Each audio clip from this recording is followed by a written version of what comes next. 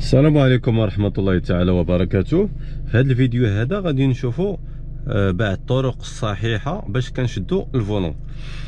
الطريقة الأولى هي 9 و15 دقيقة، يعني 9 وربع، هي هذه الطريقة صحيحة، يعني هكا في الطوالة كنشدها صحيحة. الطريقة الثانية هي 10 وقسمين، 10 وقسمين بحال هكا. هادو هما الطرق الصحيحة. ملي كتكون في الطوالة كتشد بهذه الطريقة، سواء هكا أو هكا، هكا كتكون مريحة.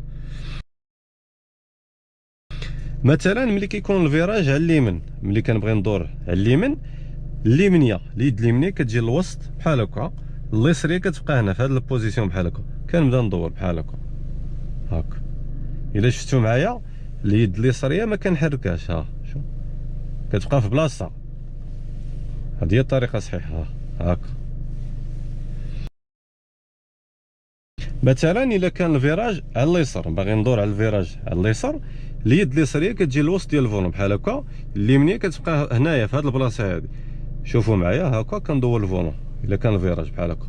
هاد الطريقه هذه ملي كيكون شي فيراج طويل بحال هكا كتكون مريحه.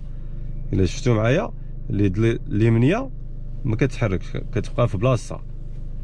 كنحرك غير اليد اليسريه هكا. الا بغيت ندور على دوره على اليمين بحال هكا، دائما كنسبق اليمنيه هي هذه، كتجي هذه وتجي اليسريه.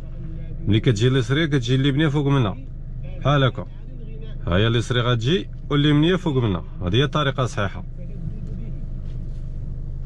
الا بغيت ندور على اليسار، ديما اليسريه هي اللي كنسبق، كتجي اليسريه بحال هكا وتجي اليمنيه هكا.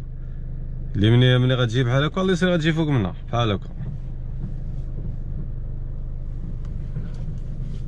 وما عمرنا كنشدو الفولون من التحت بحال هكا، هكا او هكا، هكا غلط، ولا نشدو بحال هكا، هكا غلط، او هكا. هادو طرق غالطين.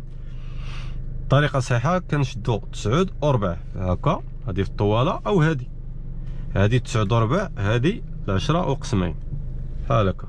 هكا كتقدر تحكم في السياره ديالك كما ينبغي.